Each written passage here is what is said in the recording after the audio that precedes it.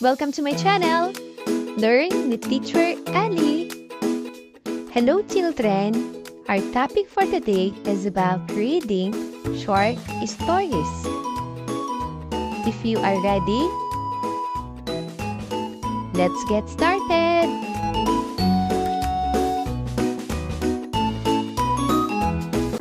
Reading short stories.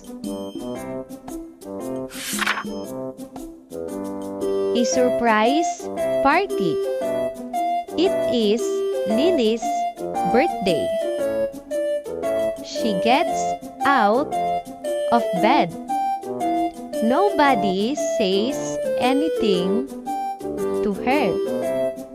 Her mom takes her to school. Her friends do not say anything. The teacher does not say anything. Lily is sad. Lily walks home alone. She opens the door. Her friends and family are holding a cake. They say, "Surprise, Lily!" Children, let's read it again. A surprise party. It is Lily's birthday. She gets out of bed. Nobody says anything to her. Her mom takes her to school. Her friends do not say anything. The teacher does not say anything. Lily is sad. Lily walks home alone.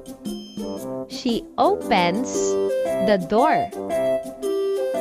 Her friends and family are holding a cake. They say, "Surprise, Lily!" Very good, children. Now, it's your turn to read.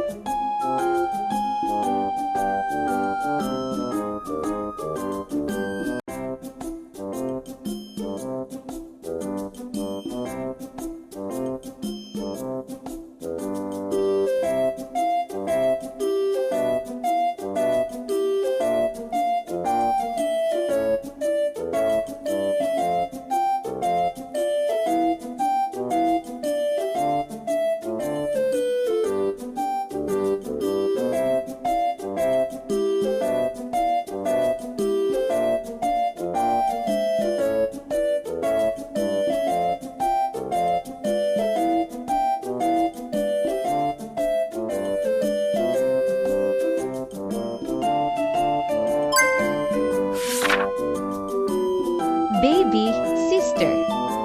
Betty loves her baby sister. Betty takes care of her. She changes her diaper. She feeds her. She teaches her how to walk. She teaches her new words. It is not easy to take care of babies. Betty's baby sister cries sometimes.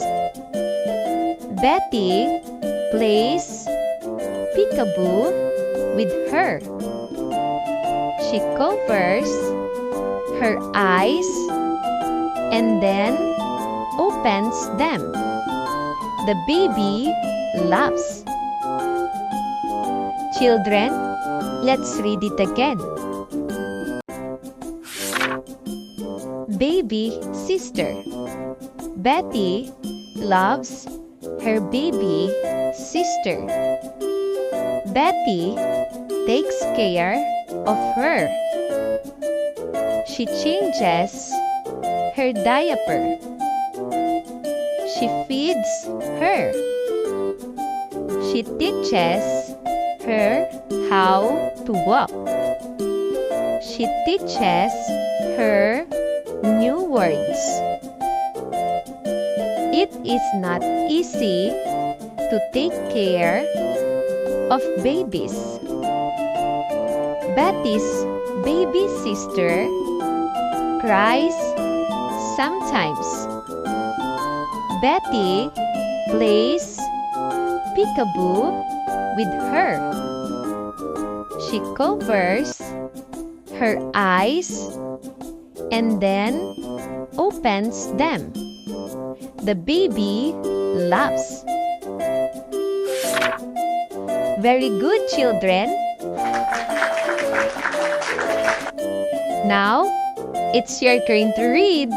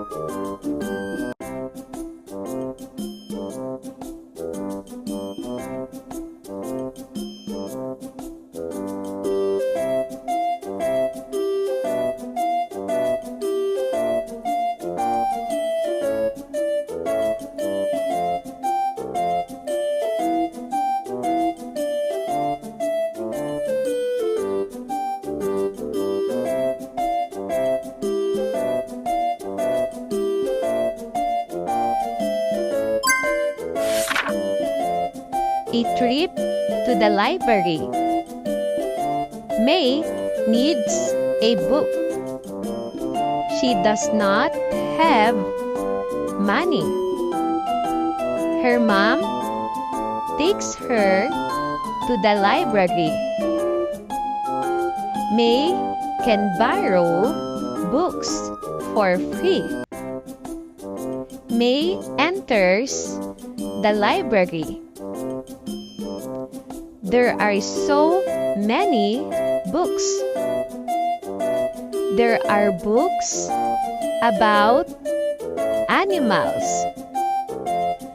There are books about pirates. There are books about science. May borrows them all. Children, let's read it again.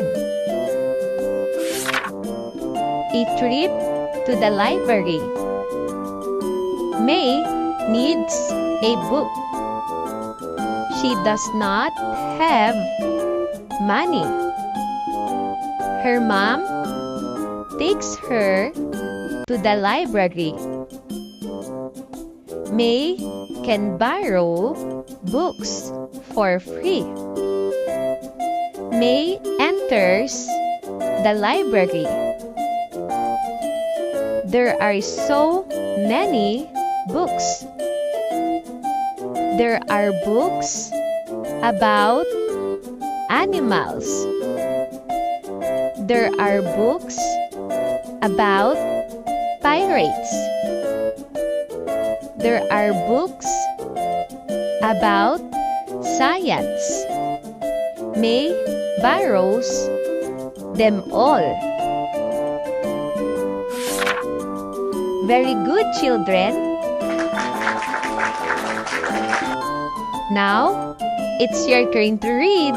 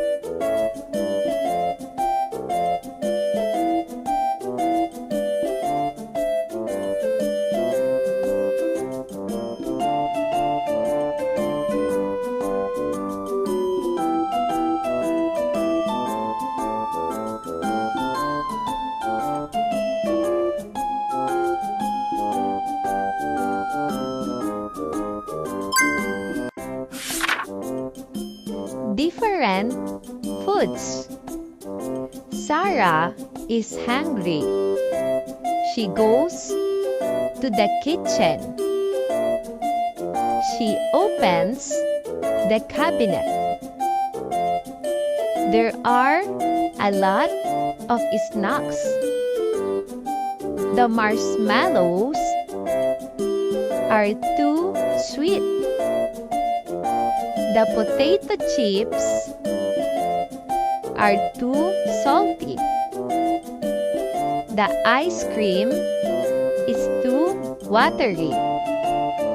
The kiwis are too sour. The cereal is too bland. Her dad comes home. He gives her crackers. The crackers are perfect. Children, let's read it again. Different foods. Sarah is hungry. She goes to the kitchen. She opens the cabinet. There are a lot of snacks. The marshmallows are too sweet. The potato chips are too salty. The ice cream is too watery. The kiwis are too sour. The cereal is too bland. Her dad comes home. He gives her crackers. The crackers are perfect. Very good, children. Now, it's your turn to read.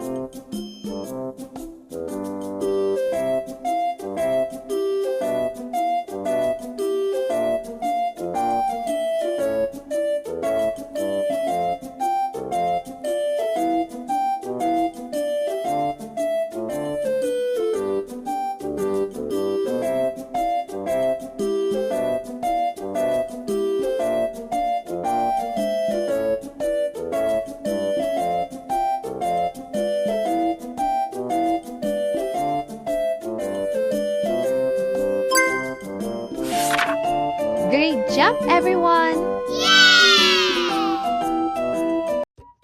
Thank you for watching! Also, don't forget to like, share, subscribe, and click the notification bell for you to be updated on our latest videos. See you on our next lesson. Goodbye!